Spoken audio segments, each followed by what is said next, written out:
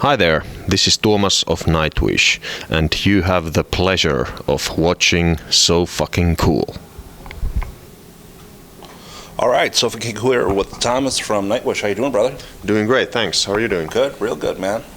Now, you guys are Finland's biggest act. You guys got 8 million records sold and counting and going. Now, when you guys first started out, you guys kind of had a different sound. It was, what you had in mind was acoustic, and you wanted kind of like campfire type music. That's how the whole thing started. I was playing in two other metal bands in the mid-90s, and I just felt like I wanted to do this project band where I could do mellow Boy Scout by the campfire kind of stuff. Right. I was really into it. I still am. I love that kind of music. But we ended up doing just one demo with 3 songs on it with that concept, and it just felt a bit boring. Right. We were young and enthusiastic, and we all had a metal background in the band, so we just kind of brought in the drums and the bass and the electric guitar and started doing our thing. Well, you think about it, man. If you would have stuck with the way you had it originally, I mean, I'm sure your career could have took a whole different path than where it is now. Yeah, I'm sure it would have, but you have to start somewhere. And it was still a lovely little thought. It was a lovely thing we wanted to do, but the ambition just got too high. Right. And we are still on that same route. Well, your ambition is doing fantastic things for you. I mean, you guys got a new release out.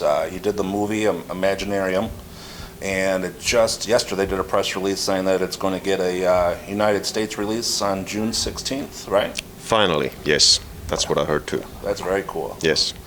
Is it going to go to theaters, or is it going to go to DVD? How's it going to work? I believe it's going to just come out as a DVD and Blu-ray package, so no theatrical release this time. Well, I mean, it's still a very cool, you know what I mean? I mean, especially for you to go ahead and you wrote the movie yourself, right?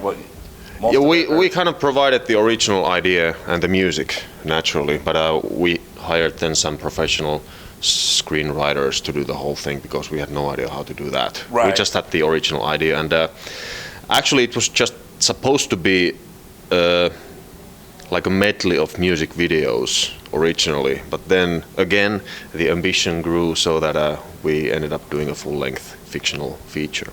You guys each got roles in the film, is that right? I know you do. Yeah, we all have these little cameos. I mean, none of us are saying anything because, you know, we cannot act. We are musicians, not actors. Right. We wanted to keep the movie believable. So if you had people who had no idea about acting start to act, you know, that's no good. So, yeah, for sure. But the director insisted that since it is a Nightwish film, that we would appear there as a cameo. I was for a long time against the idea, but I guess he had his point. Yeah, definitely. Yeah, for sure. Now, you think you might ever go back in the film? You think you might want to do something else with it, or? Well, if you thought music business was complicated, try movie business. So it was definitely a one-time thing for us. But definitely worth doing, and I'm really proud of the result. It looks like the band, and I'm really glad we did it because it was such a long-time dream for us to do. So, Very cool. But yeah, we'll definitely concentrate on music from now on. Now, you have one thing that most metal acts could have possibly killed them. I mean, you guys switched lead singers. You're on your third one right now, and for you guys just to keep on moving, that's usually unheard of. You know what I mean? Yeah, well, the way I see it is that we have been together for about 19 years now, and we have had 3 lineup changes, so it's not that bad. It just looks a bit bad because it's the lead singer. But without going into details, the vehicle needs to keep on moving no matter sure. what. Definitely. And so far it's worked really fine. I mean, now we're doing better than ever before. That's great. Yeah, That's great to hear. So, on all the levels. Well, I mean, especially as a band, and when it comes to the chemistry and all that, everybody's really, really happy and motivated at the moment, and not taking anything for granted. That's for sure. Right, definitely. So the band is very, very humble also. Very cool. I mean, you write all the lyrics and everything yourself, right? Most of them. The bass player, vocalist Marko does quite a bit of writing as well, but I do about 90% of the stuff. Yes. Oh, that's cool. So I mean, it's whatever goes through. You are Nightwish, basically. I wouldn't say it like that. No. I might be the like the driving force and the founder and the leader of the band, but this is very much a band. And sometimes I find it even a bit weird that it's so concentrated on me personally, because it really is a band. I could never ever do this by myself. Right, right. I mean, I love songwriting, that's my biggest passion, and I love playing the keyboards and the piano, but it takes 6 people to create this music that we do, and if one is missing, then the whole thing is ruined. Okay. When you did your solo projects, you went a completely different route than what you usually go through, the Scrooge McDuck theme? Yes, it had been in the back of my mind for like 13 years to do this weird little project. I'm a huge fan of Don Rosa, and especially the character Scrooge McDuck, so I just needed to get it out of my system. And having always been a huge film music fan, I wanted to take it to this score direction, and really happy with the result. It was a lot of fun to do, and absolutely no ambition of going solo. Right. But if you do a thematic album about Scrooge McDuck, you don't do it with Nightwish, because I mean the other persons in the band don't have such a passion for this character, so it would actually be unfair. And since I wanted it to be more in the film music vein, I mean, what would have Empu or Jukka done on the album? It was nothing to play. So for this one's a solo thing. Very cool. Now you're doing a tour of the States. I mean, how important for you is it to break through? I mean, you guys already had hits here. You've been in films and everything like that, but like you're doing a more intimate venues than what you're used to doing. I mean, after this wraps up in the States, you guys are going on a whole arena tour over in Europe. I mean, that's, you know what I mean? We all love the variety of things. It's like having the 4 seasons in Finland. But I really enjoy these intimate club shows, like tonight is gonna be. Dare I say the most of them all, because you get this contact with the people and you get the sweat and slime and like this old school rock and roll feeling. I truly love that, even more than the big arenas and the festivals. But then again, those venues have a whole atmosphere on their own. When you have 10,000 people shouting the chorus of a song, it's just out there as well. So I like that there's different things, but we are definitely not driven by the will to succeed or, you know, sell as many records as possible. We just, you know, try to function as a band the best way we can and offer the people and ourselves some fun moments. Well, I mean, you definitely are selling records. I mean, over 8 million sold. That's, you know, that's fantastic. It feels a bit surreal even with this kind of music, but also very flattering. Now, for these shows right here, is it going to be a different kind of stage setup than what you're used to doing? I mean, when you're playing a smaller venue, you don't have the freedom of a bigger stage that you have when you're playing an arena. Or... That's very true, yeah. But I also find it really comforting that you can pull off a really good show, no matter where you play. Of course, in Europe, we have the chance to use the pyros, which is kind of a Nightwish trademark thing. Right. Has been for the past 15 years, but here it's impossible. And also, we have created this backdrop change thing, some extra props for this North American leg. But then again, tonight here in Buffalo, the stage is so small that we can't even use that. No. So there's just one backdrop and that's it. But you have to adapt and just do what you can. Yeah, for sure. I mean, right here, right now, it's Nightwish fans are going to have something amazing to look forward to. You know what I mean? I mean, in order to go ahead and see something of this nature, and then knowing that you're going to be playing in front of tens of thousands of people somewhere else, it's just like, this is an amazing show for people to get a chance to actually come and see. Absolutely, and like I said, in a venue like this, it's a whole different atmosphere, and for the positive, because you are all packed tight and you get the energy, you give the energy, you get it back and you sweat and everybody's having a good time. Right.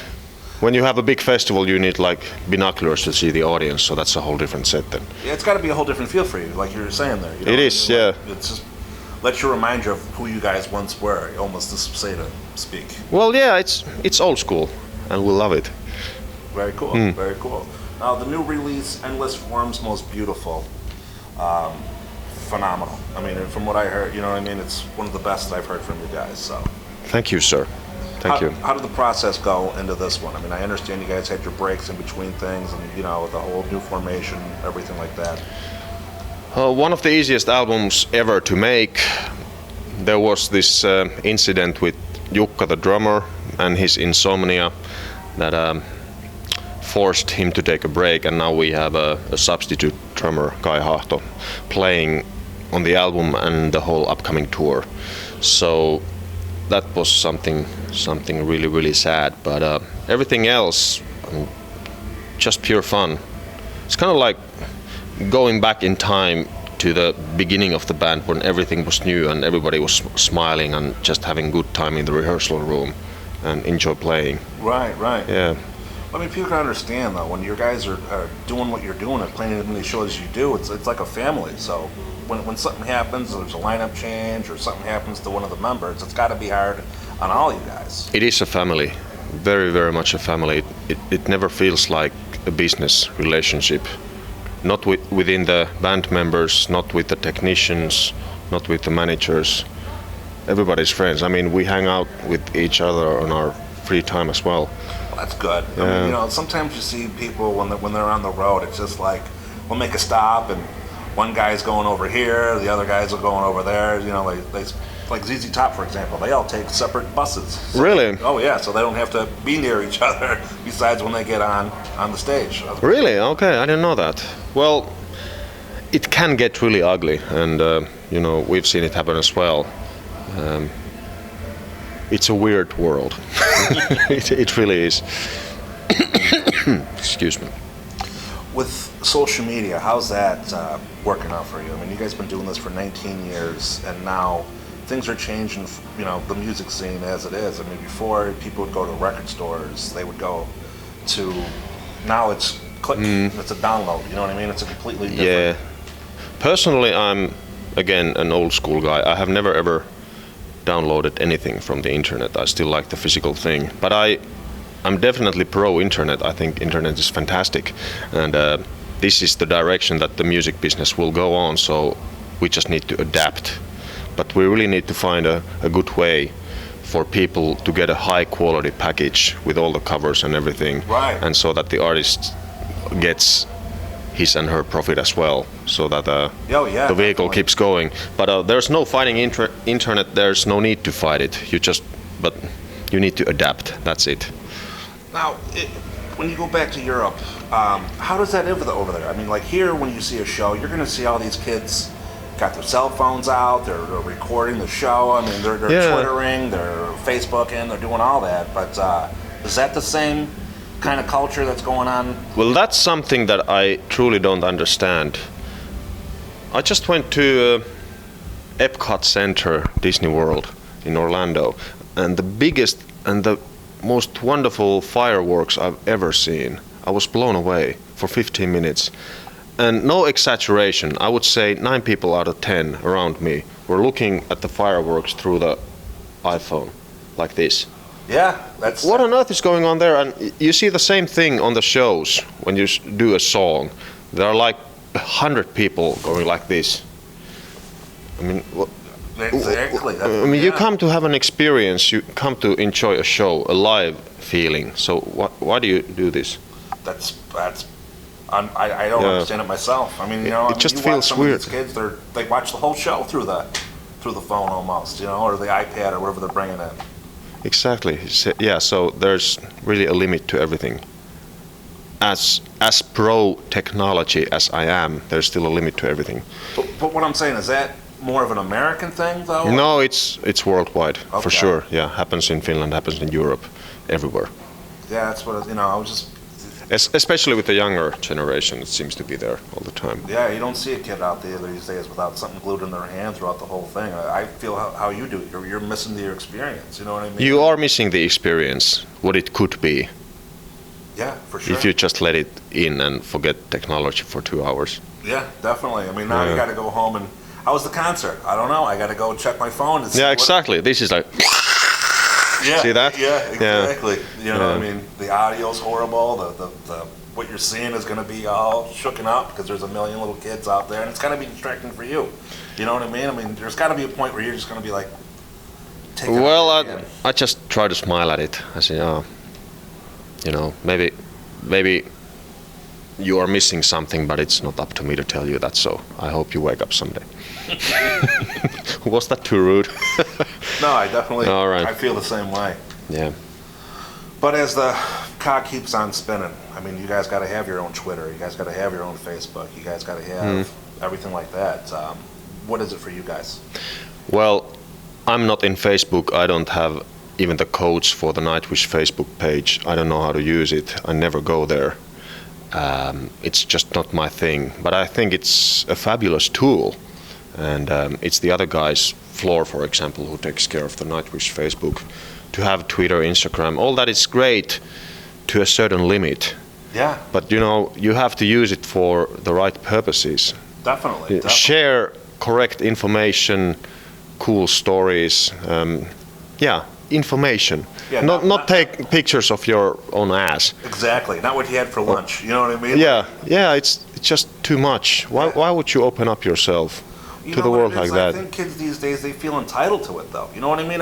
There's no more mystery. Some of these acts that are out there are going ahead and they're putting, just had this for lunch. Here's a picture of my ass, just like you said there. You know what I mean? And everyone feels like they almost know you anymore. There's no more mystery left. You know what I mean? It's Exactly. And then there are people who have never met another people in the internet and they think they know him or her exactly. just yeah. because they follow him or her. How can you know another person when you've never met him or her? Excuse me. Yeah. So it kind of twists what is actually real. For sure. Yeah. Definitely. I mean, you guys do meet and greets before a lot of your shows. So, I mean, it's got to be different now where fans actually think they know more than what they do. You know what I mean? Yeah. And things Exactly. like Wikipedia these days, if I wanted to say, Thomas did this today, it can. Go there and And now exactly. they think that's a fact that's going through their head, even though it never happened and the way things went were completely different. They have it in their heads when they come up to you. They're just like, "Hey, how you doing? I know." You know what I mean? We're best friends. That's right. Yeah. I mean, you really need to doubt a lot when you're browsing in the internet. Don't take everything as truth. Once more, internet is wonderful and it has much more positive aspects than it does negative. Oh yeah, but for sure. remember to keep an open mind and doubt everything you read. Yeah, definitely. It's not all true. Definitely not. I mean, especially in the business that you're in. I mean, you know what I mean? Like I said, like years ago, everything had a mystery to it. Like, you know, you think you might have known something, you hear the rumors and the stories. Yeah. Now you click on a page and it's just like, oh, this has to be true because I just read it on this webpage here. Yeah. I've fallen for that many times as well, but hopefully learned my lesson too. Now, everything we had here has been great. I appreciate your time, and I'm looking for more great things from you guys. The website itself for you is nightwish.com. Yeah. And then from there, if you guys want to look up a story, you know what I mean? Cross your fingers and hope it's true, but just go to the show and enjoy yourself, and definitely buy the records. Don't download that. You know what I mean? Well said, sir. Yes. Great. Thank you. Thank you.